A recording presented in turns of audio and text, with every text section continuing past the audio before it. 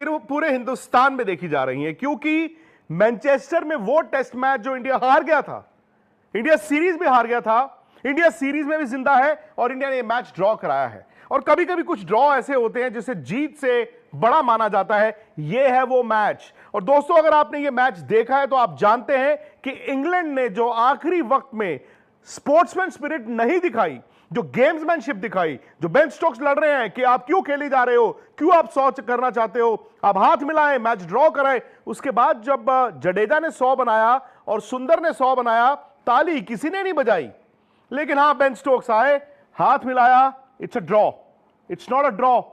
यह match India जीत की तरह लेगा, क्योंकि भारत ने एक ऐसा मैच बचाया जो आप हार गए थे, आपके 0 पर 2 आउट हो गए थे। उसके बाद कप्तान शुभमन गिल ने इस सीरीज का चौथा 100 लगाया। केएल राहुल 100 तो मिस कर गए, लेकिन क्या जबरदस्त बैटिंग हुई। और दोस्तों, इस वक्त अगर आप इंडिया का स्कोर देखें, इंडिया ने उस 0 for 2 के बाद सिर्फ 2 विकेटें गंवाई हैं। वॉशिंगटन सुंदर ने 100 लगा दिया, रविंद्र जडेजा ने 100 लगा दिया। और अब पीछे मुड़ के यह कहा जाए कि भाई जो भारत की सोच थी 8 नंबर तक बैटिंग, यार वो तो यहां पर काम कर गई। 425 4 आउट ये भारत का स्कोर है। अभी आज मैच खत्म होने में 12 ओवर का वक्त था, लेकिन इंग्लैंड जानता था कि अब तो इंडिया की लीड जो है वो 100 से ऊपर जा चुकी है, इस मैच में नतीजा नहीं आ सकता। तो भारत ड्रॉ करा के इस सीरीज में अभी भी बना हुआ है। हम जानते हैं कि भारत एक टेस्ट मैच पीछे है, लेकिन कमाल की बात यह है कि जो ओवल का टेस्ट मैच है, जो सिर्फ 3 दिन बाद शुरू होगा, उस टेस्ट मैच में अब इंग्लैंड पर सवाल है। जब आप इस तरह का मैच हारते हैं ना, और जो बेन स्टोक्स की बॉडी लैंग्वेज, जो इंग्लैंड की बॉडी लैंग्वेज थी, जिस तरह वो फ्रस्ट्रेटेड थे, मैं तो ये मानूंगा इंडिया जाएगा ओवल उस मैच को जीतने के लिए।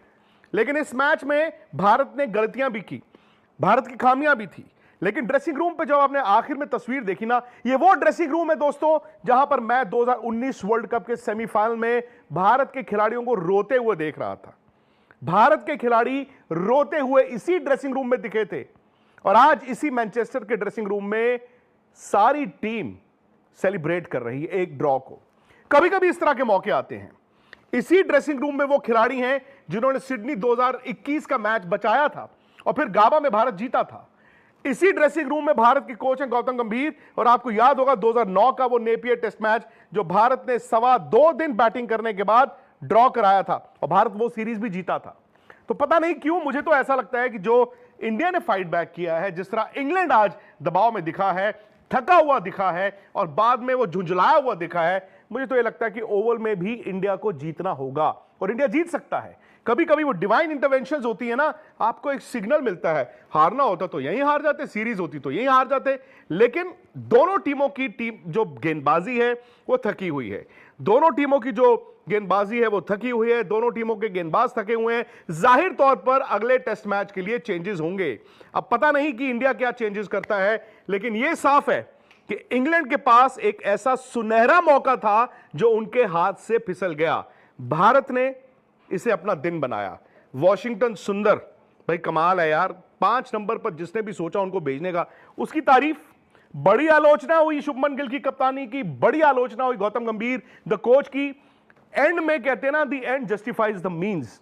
यार मैं गलत, आप गलत, कोई भी गलत हो, टीम हमारी नीचे नहीं लगी। आई थिंक ये इंडिया की सबसे बड़ी जीत है। तो आई होप आपने इस जीत को सेलिब्रेट किया हो।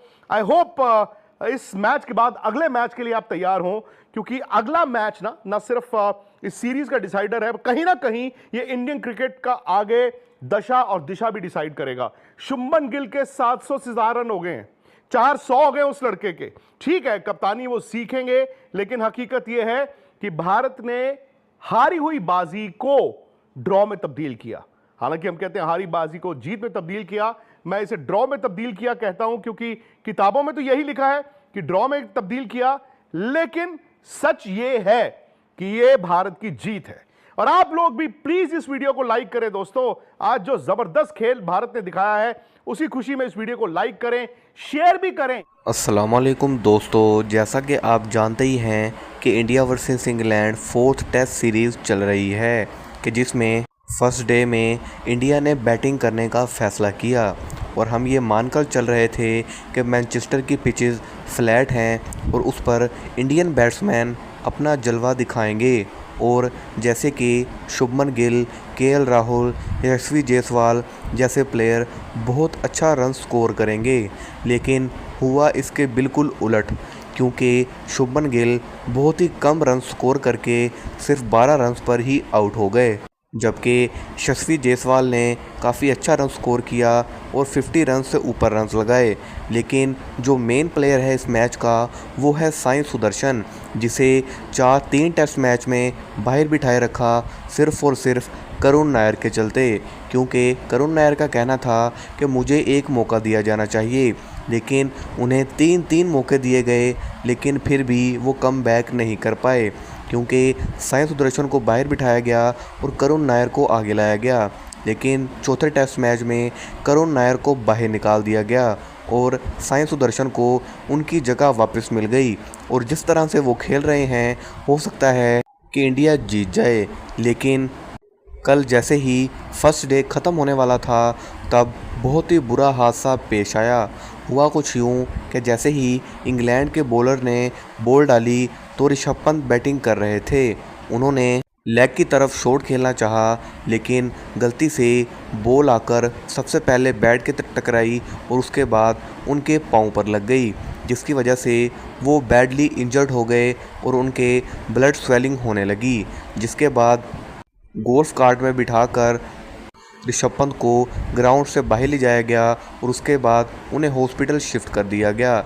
ऋषभ पंत एक ऐसा वाहिद खिलाड़ी था जो कि इंडिया और इंग्लैंड में दीवार बनकर खड़ा था, कि इंडिया का आखिरी सहारा था, क्योंकि शुभमन गिल तो वैसे ही 12 रन स्कोर करके बाहर चले गए और केएल राहुल भी कुछ अच्छे रन स्कोर नहीं कर पाए, और आखिरी उम्मीद थी ऋषभ पंत, जो कि इंजर्ड होकर वो भी रिटायर्ड हो गए। अब हो सकता है कि ऋषभ पंत 5वें टेस्ट सीरीज़ में भी ना खेलें, क्योंकि चौथी में तो कंफर्म है वो वापस नहीं आएंगे, और मानकर चलिए कि इंडिया ने पहले ही दिन अपनी 5 विकेटें गंवा दी हैं।